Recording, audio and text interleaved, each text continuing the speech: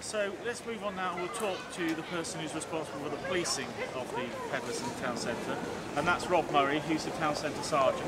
So tell us some of the problems that you face policing the town centre with the problem of peddlers. The issue with illegal street trading has been raised at our neighbourhood action group that we have in the town centre, and members of the town centre community have raised it as a priority for them. It's their role to a degree to task us as the police in areas where they would like us to act. So what other things could they have raised with you?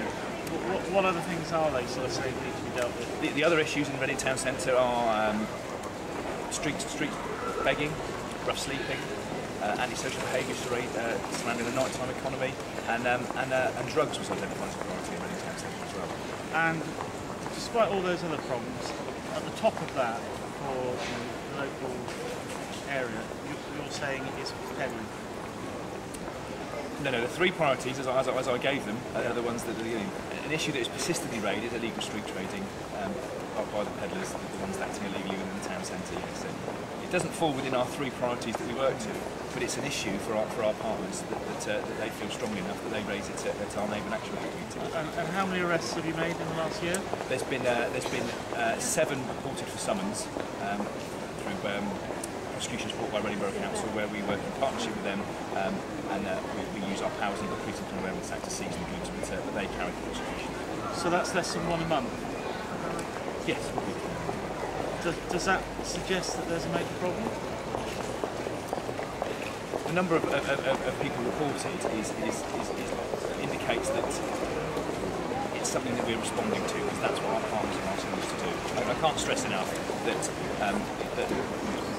we're acting on behalf of the neighbourhood action group and our wider partners as well, not just ones that sit in the meetings that we have, but it's not just retailers, it's not just members from the business and industry.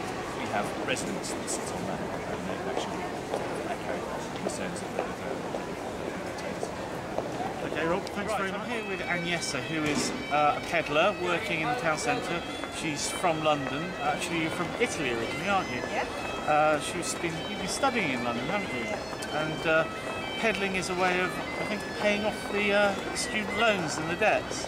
What do you think of this idea to exclude peddlers from Reading town centre? I don't know the reason why this happened, so I would need to understand why they decide to do that. I believe there is a poetic meaning of that. Yeah. I don't know, I know that the peddler certificate has been made from the Queen time ago. Yeah, a long time giving ago. a possibility to people to sell their goods and trying to make some money. Is that right? That's right, yeah. So I believe there is, and now selling things is just like more and big indie and big company, and so I don't know. I believe there is some poetic meaning to it. I mean, do you know what I mean? Yeah, but I mean, you obviously sell quite a bit of stuff on a busy day, don't you? Yeah.